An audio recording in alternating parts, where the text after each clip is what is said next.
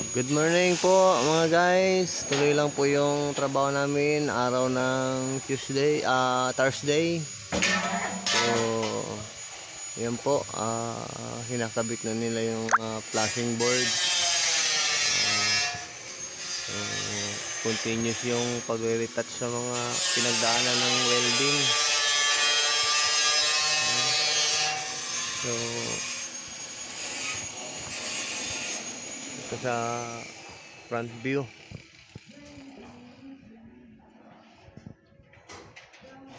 So after matapos tong flashing board, pagka na-deliver na yung mga gutter, install na rin namin to. Siguro baka next week.